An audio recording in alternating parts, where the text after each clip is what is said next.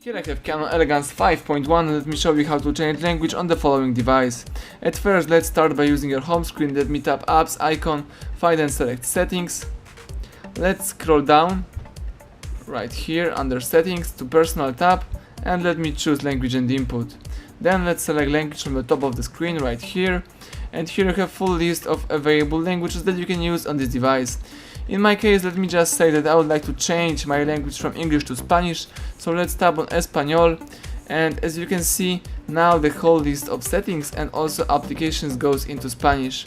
So if you would like to go back to previous version, the English one, let's choose Ajustes, scroll down, under Personal tap Idioma y Introducción de Texto, choose Idioma one more time, and from the following list, let me choose English, for instance from United States.